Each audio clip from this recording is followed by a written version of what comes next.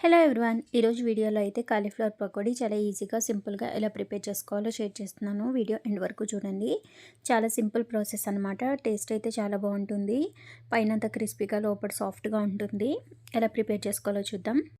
ముందుగా కాలీఫ్లవర్ని చిన్న ముక్కల కింద కట్ చేసుకుని వేడి నీటిలో వేసి తీసి పెట్టుకోవాలి. తర్వాత ఒక 2 స్పూన్ల కారం, అలానే ఒక స్పూన్ సాల్ట్, అలానే ఒక పావు స్పూన్ పసుపు, అలానే ఒక 1 స్పూన్ గరం మసాలా, కొంచెం ఫుడ్ కలర్, అలానే ఒక 1 స్పూన్ అల్లం వెల్లుల్లి పేస్ట్, కరివేపాకు, 2 స్పూన్స్ బియ్యపిండి, అలానే 2 స్పూన్స్ కార్న్‌ఫ్లోర్ తీసుకోవాలి.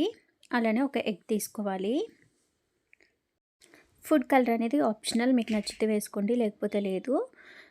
తర్వాత ఇందులో ఎగ్ వేసుకోవాలి. తర్వాత ముందుగా అన్నీ చూపించాను కదా, మసాలాలన్నీ కూడా ఒకేసారిగా ఇందులో వేసేసుకుని తర్వాత ఇందులో ఒక 2 స్పూన్స్ బియ్యపిండి వేసుకోవాలి. మీకు బియ్యపిండి వద్దనుకుంటే 2 స్పూన్స్ శనగపిండి వేసుకోండి. బియ్యపిండి వేయడం వల్ల క్రిస్పీగా వస్తాయి. అలానే ఒక 2 స్పూన్స్ కార్న్‌ఫ్లోర్ కూడా వేసుకుని ఈ మసాలాలన్నీ కూడా ఈ కాలీఫ్లవర్ ముక్కలకి పట్టేలాగా బాగా మిక్స్ చేసుకోవాలి. కాలీఫ్లవర్ని వేడి నీటిలో కడుక్కోవడం వలన కాలీఫ్లవర్లో ఏమైనా చిన్న చిన్న పురుగులు ఉంటాయి కదా, అవనేవి వేడి నీటిలో వచ్చేస్తాయి బయటికి. తర్వాత నీళ్ళేమి లేకుండా మంచిగా వడకట్టుకుని తర్వాత ఈ మసాలాలన్నీ కూడా బాగా మిక్స్ చేసుకోవాలి. చూసారు కదా, ఇలా మిక్స్ చేసుకున్న తర్వాత నాకు ఇంకా కొంచెం లూజ్గా అనిపిస్తుంది. ఇంకొక 1 స్పూన్ వరకు కార్న్‌ఫ్లోర్ యాడ్ చేస్తున్నాను. కార్న్‌ఫ్లోర్ అంటే మొక్కజొన్న పిండి అంటారు కదా, అది ఇలా వేసుకుని బాగా మిక్స్ చేసేసుకోవాలి అంతే. తర్వాత స్టవ్ పైన ఆయిల్ పెట్టుకొని హీట్ అవ్వనివ్వాలి. చూసారు కదా, ఇలా మిక్స్ చేసుకుంటే సరిపోతుంది. మసాలా అంతా కూడా బాగా పట్టింది. ఇప్పుడైతే ఆయిల్ హీట్ అయిపోయింది. ఇప్పుడు ఇందులో ఒక్కొక్కటి కింద వేసేసుకోవాలి.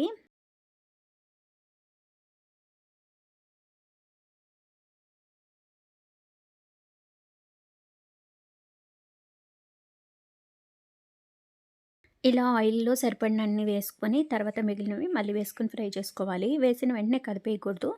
కొంచెంసేపు ఫ్రై అవ్వనివ్వాలి. కొంచెం ఫ్రై అయిన తర్వాత అప్పుడు టర్న్ చేసుకోవాలి. నేను వేసిన వెంటనే కలపలేదు. ఒక 2 నిమిషాలు అలా వదిలేసి తర్వాత ఇలా మధ్యలో ఇలా కదిపితే అవన్నీ అతుక్కోకుండా విడివిడిగా ఫ్రై అవుతాయి. ఇప్పుడు వీటిని మెల్లగా అటు ఇటు కలుపుతూ 2 సైడ్స్ మంచిగా ఫ్రై అవ్వనివ్వాలి. ఈ కాలీఫ్లవర్ పకోడీ చేసుకునేటప్పుడు మంటని హై ఫ్లేమ్లో పెట్టేసుకోకుండా మంటని మీడియం ఫ్లేమ్లో పెట్టుకుని ఫ్రై చేసుకోవడం వలన ఇవి లోపల అంతా కూడా మంచిగా కుక్ అవుతుంది. కాలీఫ్లవర్ కదా, పచ్చి పచ్చిగా ఉండకూడదు. ఇలా 2 సైడ్స్ మంచిగా ఫ్రై చేసుకున్న తర్వాత ఒక ప్లేట్లోకి తీసుకుని సర్వ్ చేసుకోవడమే అంతే. చూడండి ఎంత బాగా ఫ్రై అయ్యాయో, చాలా టేస్టీగా ఉంటుంది. మనం ఇందులో ఎగ్ కూడా వేసాం కదా, మంచి టేస్ట్ అనేది వస్తుంది ఈ కాలీఫ్లవర్ పకోడీకి. మీకు ఈ వీడియో నచ్చితే వీడియోకి ఒక లైక్ చేయండి.